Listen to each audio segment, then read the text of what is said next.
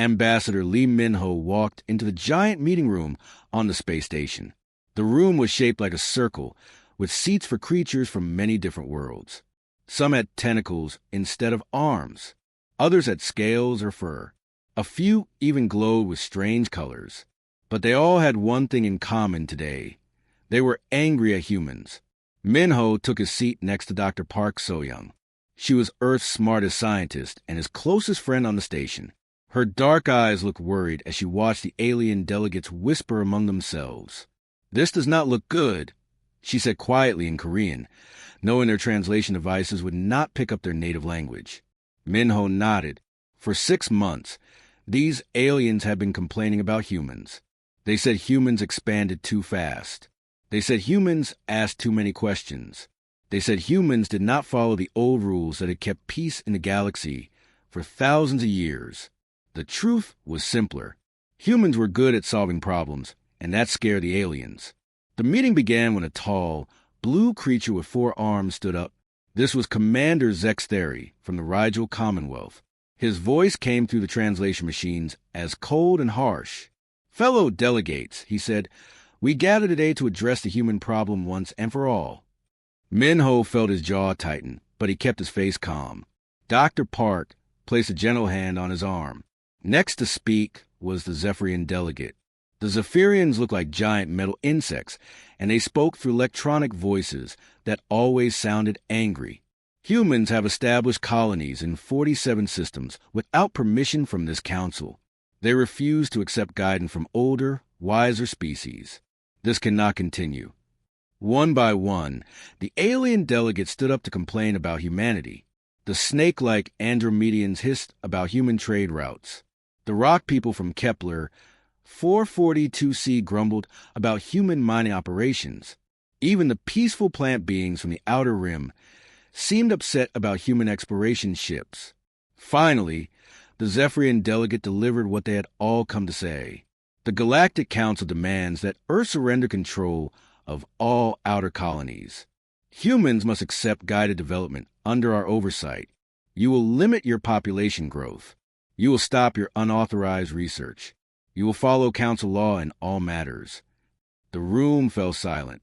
46 alien species stared at the 2 humans sitting quietly in their seats. Min-ho stood up slowly. He was not a tall man, but something in his calm manner made the entire room pay attention. He activated his translation device and spoke in clear, simple words. "Honored delegates, humanity has served on this council for 23 years. In that time, we have offered friendship. We have shared our knowledge. We have helped solve conflicts between your worlds. We have asked for nothing except the right to exist and grow as a free species." He paused and looked around the room. Some aliens shifted uncomfortably in their seats. "Today, you demand that we give up our freedom. You want us to become your students, your subjects, your pets. You offer us slavery and call it guidance." The Zephyrian delegate's electronic voice crackled. "You will comply or face the consequences." Min-ho smiled, but it was not a happy smile. "Very well. If those are our only choices, then humanity chooses a third option." He began gathering his papers. Earth formally withdraws from the Galactic Council, effective immediately. The room erupted in chaos. Aliens screeched, roared, and clicked in dozens of languages. The Andromedian delegates' tentacles waved frantically. "You cannot simply leave. There are protocols. There are procedures. Those protocols no longer apply to us," Dr. Park said, standing beside Min-ho. Her voice was calm but firm. "We are no longer members of this council." Min-ho activated his communication device. "All human personnel, begin immediate evacuation of council facilities. You have 72 hours to complete withdrawal. After that time, our diplomatic immunity expires." Commander Zex Theory slammed his 4 hands on his desk. "This is unacceptable. You cannot abandon your responsibilities." Min-ho turned to face him directly. "What responsibilities? You just told us we are children who need guidance. Children have no responsibilities." He picked up his briefcase. "Good luck managing the galaxy without us." As the human delegation walked toward the exit, the aliens finally began to realize what was happening. For over 2 decades, humans had quietly handled many of the Council's most difficult problems. They had designed the communication systems that connected distant worlds. They had created the medical treatments that stopped 3 different plagues. They had even volunteered to maintain the dangerous containment systems that kept ancient threats locked away. The aliens had been so busy complaining about human expansion that they never noticed how much they depended on human help. "Wait," called out the plant-being delegate. "Perhaps we can discuss this reasonably." Minho paused at the doorway. "For 23 years, we tried to discuss things reasonably. Today, you made your position clear. Humans are not wanted as equals in this galaxy." He looked back one last time. "So we will find our own way among the stars." The door closed behind the humans, leaving 46 alien species to stare at each other in growing panic. They had just lost the most valuable members of their alliance, and they were only beginning to understand what that would cost them. 2 weeks after the humans left, Counselor Vexthery sat in his office, watching his world fall apart. The holographic screens around him showed red numbers everywhere. Stock markets were crashing. Trade routes were closing. Communication networks were failing across the galaxy. His assistant, a young Rigel with nervous eyes, brought him another report. "Sir, the situation is getting worse. The Vega trade corridor has completely shut down. No ships are moving through it." Vexthery rubbed his blue forehead with 2 of his 4 hands. "Why? What happened to the navigation system?" "The humans operated all the navigation beacons," his assistant said quietly. "They took their people and left. Without the beacons, ships cannot find safe paths through the asteroid fields." On the other side of the galaxy, the Zephyrian High Command was dealing with their own crisis. General Crixtal stared at a map, showing their mining operations. Half of them were marked in red. Completely stopped. "How is this possible?" he demanded through his electronic voice box. "These are our mines on our worlds." His aide, a smaller Zephyrian with dented metal skin, brought up another display. "The mines belong to us, but the humans designed all the equipment.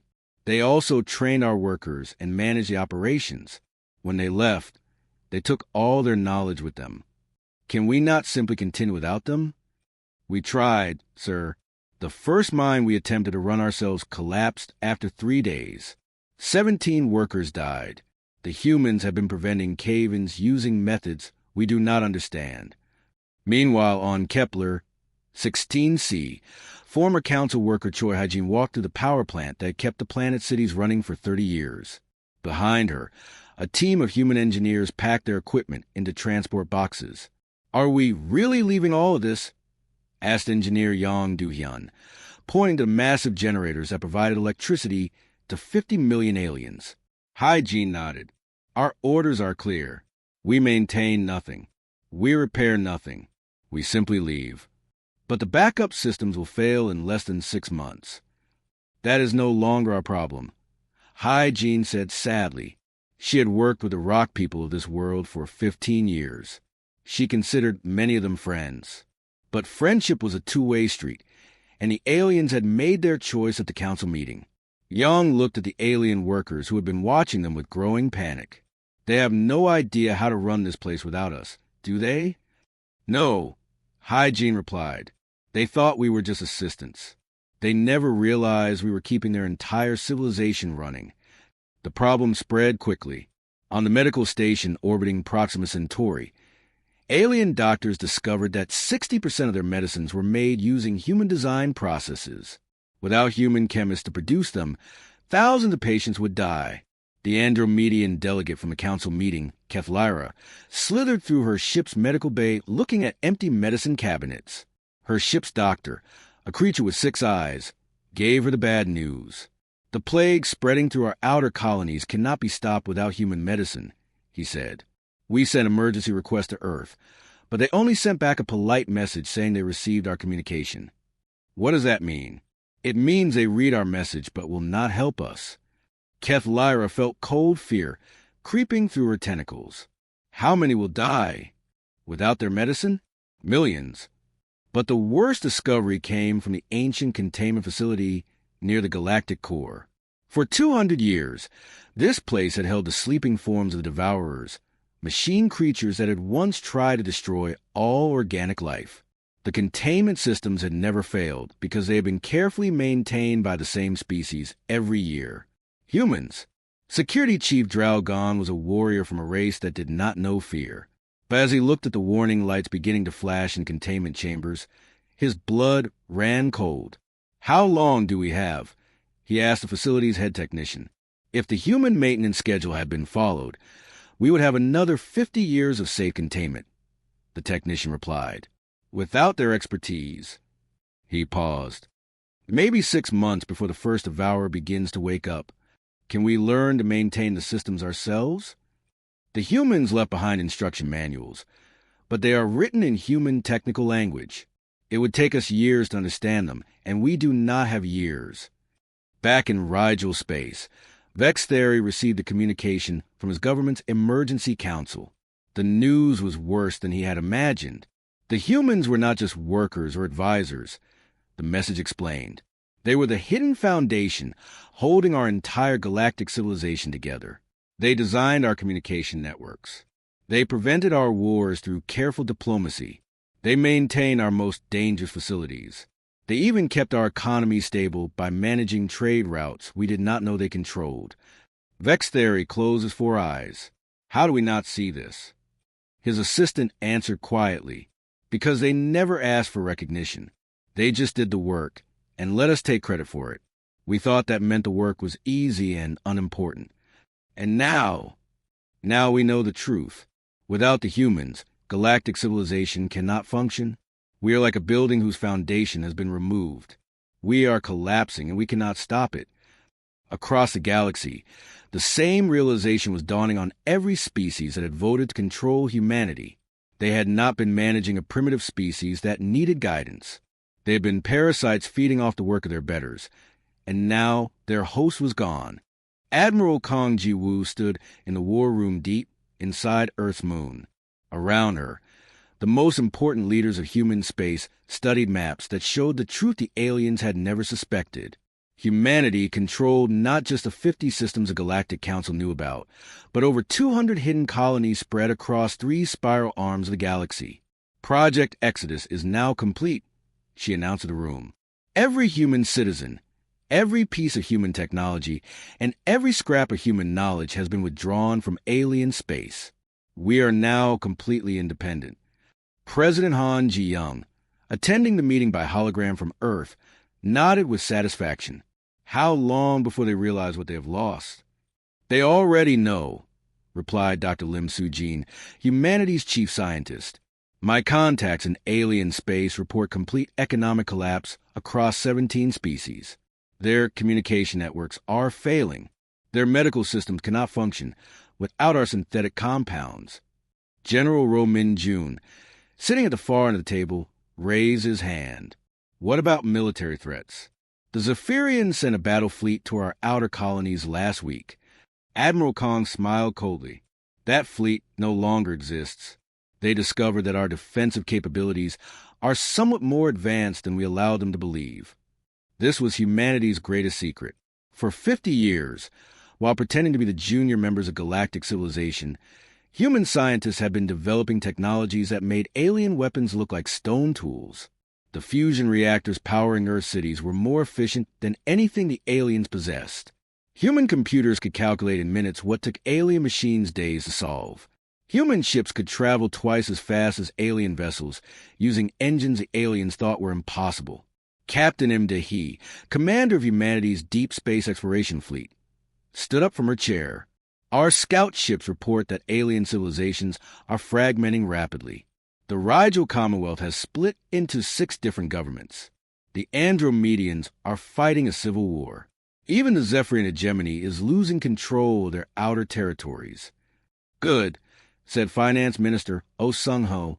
Let them understand what happens when you bite the hand that feeds you.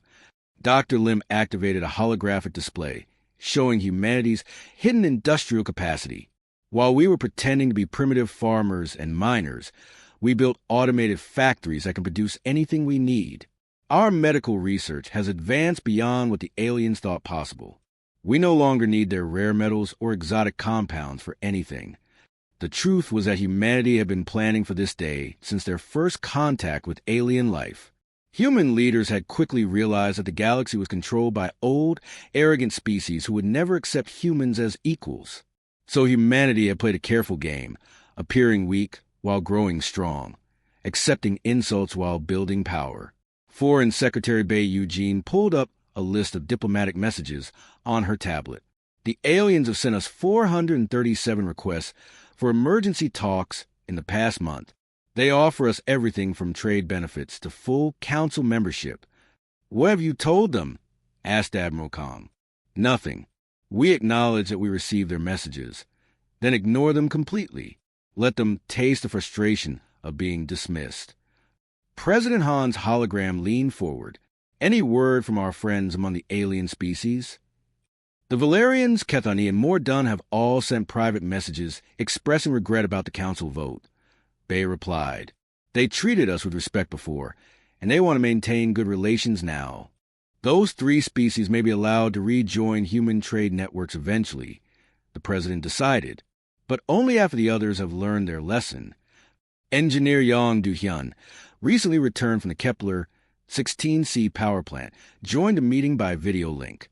The aliens are starting to understand how much they depended on us. The rock people sent a desperate message begging me to return and fix their failing generators. They offered to pay me more money than their planetary government makes in a year. What did you tell them?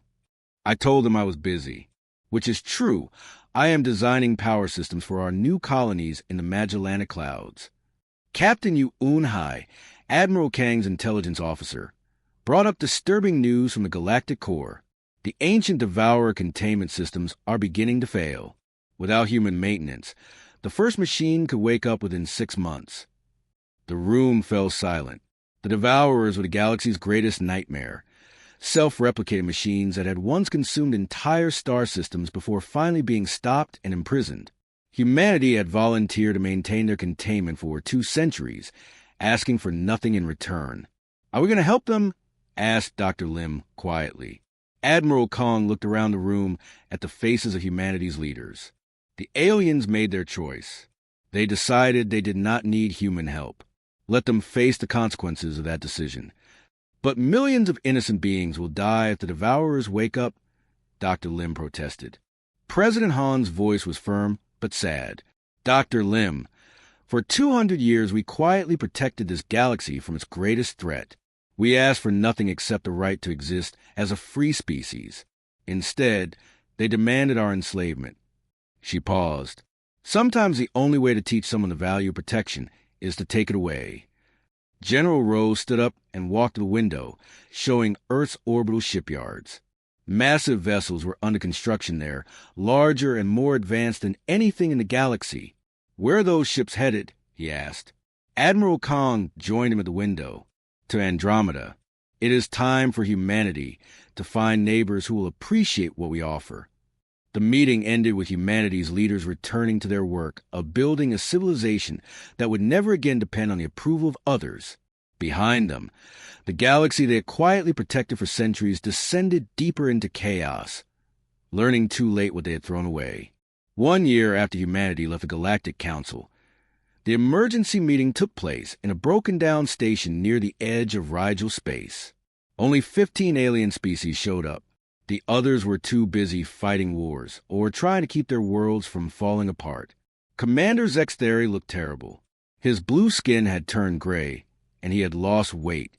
The proud Rigel Commonwealth he once represented had split into dozens of small governments that spent more time fighting each other than solving problems. We must discuss the human situation, he said to the small group of aliens gathered around the damaged meeting table. Our attempt to force their cooperation has failed completely.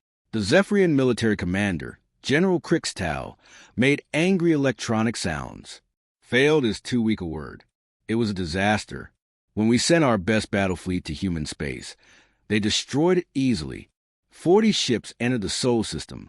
3 came back. What did the survivors report? Asked the Andromedan representative, her tentacles trembling with fear. Impossible things, Crixtal replied. Human ships that moved faster than our sensors could track. weapons that cut through our strongest armor like paper, defense systems that seemed to know what we were going to do before we did it. The plant being delegate from the outer rim made rustling sounds of distress. How is this possible? The humans were always the weakest species in council. Their technology was centuries behind ours. We were wrong, Zextheri said quietly. It appears the humans were hiding their true capabilities. They made us think they were primitive while they were actually far ahead of us. On the other side of the galaxy, another crisis was unfolding. Security Chief Dralgon stood in the ancient containment facility, watching warning lights flash red across dozens of control panels. The massive chambers that had held the Devourers asleep for thousands of years were failing one by one. "How much time do we have?" he asked the facility's chief scientist, a nervous creature with too many eyes. "The first Devourer will wake up in less than 3 months," the scientist replied. "Once it awakens, it will wake the others. Then—" He could not finish the sentence. Dralgon knew what would happen. The Devourers would begin consuming everything they could find to build more themselves. Planets, ships, space stations, everything would be turned into raw material for their endless hunger. "Can we contact the humans? Ask for their help?" "We tried. They sent back a message saying they are too busy with other projects." Meanwhile, on Earth, President Han Ji-young read intelligence reports in her office while watching construction ships build new colonies through her window. The reports painted a picture of galactic civilization collapsing faster than anyone had expected. "The Zephyrian economy has completely crashed," reported Intelligence Director Kim Tae-min. "Their government cannot pay their military. 3 of their colony worlds have declared independence. What about the plague in Andromedan space? Still spreading. Without our medical supplies, they estimate 50 million deaths in the next 6 months." President Han felt a moment of sadness for the suffering aliens, but she pushed it away. They made their choice when they demanded our surrender. Actions have consequences. General Roman June entered the office carrying a data pad. "Madam President, we have received over 2,000 requests for emergency aid in the past week. The aliens are offering us everything: technology, territory, even complete surrender of their governments." "What have you told them?" "That we are currently unavailable for consultations." In the Rigel system, Counselor Vextheri sat in his office reading reports that got worse every day. Trade routes that had operated for centuries were now empty. The communication network that connected hundreds of worlds was full of gaps where human-maintained relay stations had gone silent. Worst of all, ancient enemies were settling old grudges now the human diplomats were no longer there to keep the peace. His assistant brought him the day's most disturbing report. "Sir, the Kepler 16C power grid finally collapsed yesterday. 50 million rock people are without electricity. They are asking if we can send emergency supplies." "What emergency supplies?" Vextheri asked bitterly. "We can barely keep our own worlds running." The truth that none of the aliens wanted to admit was becoming impossible to ignore. Humanity had not been the junior partner in galactic civilization. They had been its secret foundation. While the aliens argued about politics and fought over territory, humans had quietly built and maintained the systems that kept everyone alive. They had designed the medical treatments that stopped diseases. They had created the communication networks that connected distant worlds. They had prevented wars through careful diplomacy. They had even maintained containment systems that kept the galaxy's greatest threats locked away. And they had done it all while pretending to be weak and primitive, letting the aliens take credit for their work. Dr. Lim Soo-jin, now working in a laboratory on humanity's newest colony world, received a desperate message from her former alien colleagues. They begged her to return and help them solve the medical crisis spreading through their space. She deleted the message without reading it completely. Her current project, developing terraforming technology for humanity's expansion into the Andromeda Galaxy, was far more interesting than helping people who had treated her like a servant for decades. Back on the emergency station, the remaining alien delegates reached a terrible conclusion. Without humanity, galactic civilization could not survive. They had spent so much time complaining about human expansion that they never noticed how much they needed human help. "We must send another diplomatic mission to Earth," Zextheri decided. "We must offer them anything they want." What if they refuse to meet with us? Asked the Andromedian delegate. Then we will learn what it means to face extinction, Zextheri replied. Because without the humans, that is exactly where we're headed. 5 years had passed since humanity walked away from the Galactic Council. On New Terra, the capital world of the human Commonwealth, Secretary General Moon Jae-in sat in his office overlooking a city that sparkled with technologies the old galaxy had never imagined possible. His assistant, Captain Yu Eun-hai, entered with a report that made him smile. Sir, the last Zephyrian colony ship has surrendered to our peacekeeping forces. The Zephyrian hegemony no longer exists as a government. Moon nodded. The once mighty species that had demanded humanity's submission now existed only as refugees begging for food and shelter on human worlds. Their arrogance had cost them everything. What about the other species? The Rigel Commonwealth broke apart 3 years ago. The Andromedians are still fighting their civil war. Most of the galaxy is now controlled by local warlords or has simply returned to pre-spaceflight civilization. Today was special, though. After 5 years of ignoring all alien communications, humanity had finally agreed to meet with representatives from the surviving species. But this time, the meeting would happen on human terms, in a human city with human rules. The delegation of aliens that arrived at New Terra spaceport looked nothing like the proud council members who had once demanded humanity surrender. These creatures were thin, scared, and desperate. They moved carefully, like people who had learned that making the wrong choice could cost them everything. Secretary General Moon met them in the Commonwealth's diplomatic building, a structure whose simple design hid technology that could have powered entire alien worlds. With him sat the leaders who had guided humanity through its greatest transformation, Admiral Kong Jiwoo, Dr. Lim Soo-jin, and Foreign Secretary Bae Eugene. The alien delegation was led by Keflyra, the Andromedian who had once served on the Galactic Council. Her tentacles, which had once moved with confidence and pride, now trembled with fear. Beside her sat the few other survivors of species that had once ruled the galaxy. We come to request renewed diplomatic relations, Keflyra said through her translator, her voice barely above a whisper. We understand that we made mistakes in the past. Moon studied the aliens with calm eyes. These were some of the same beings who had demanded humanity accept guided development and surrender their colonies. Now they sat before him like children asking for forgiveness. What exactly do you understand? He asked. A surviving Rigel delegate, one of Zextheri's former assistants, spoke up. We understand that humanity was never the primitive species we believed you to be. We understand that you were maintaining our civilization while we took credit for your work. Dr. Lim leaned forward. And what else? We understand, Keflyra said slowly, that we were parasites.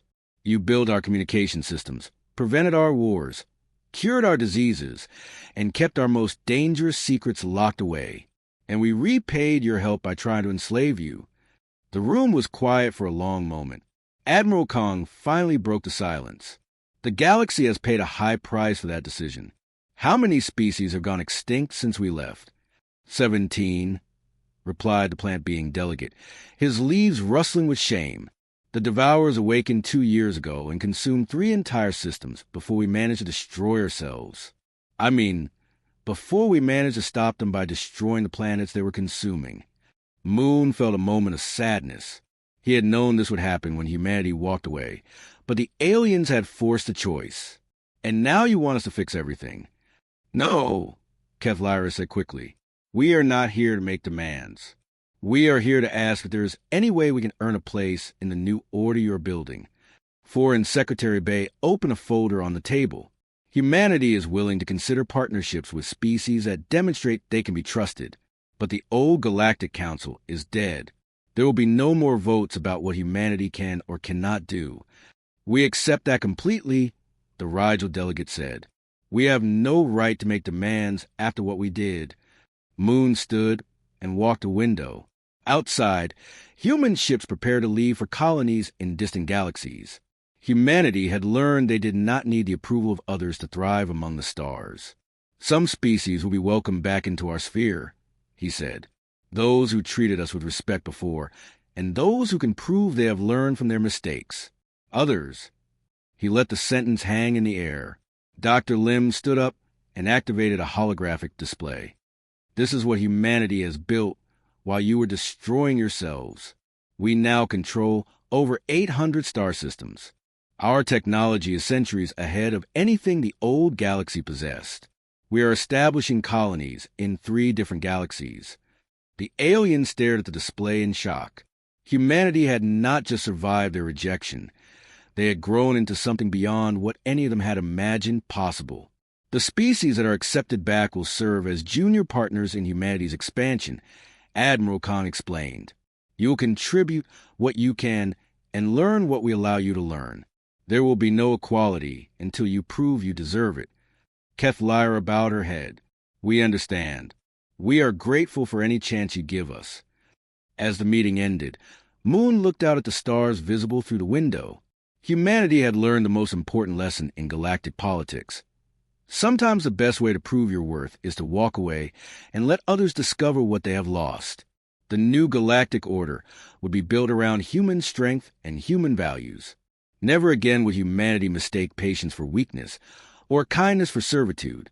The galaxy had wanted to manage humanity. Instead, they had created their own managers.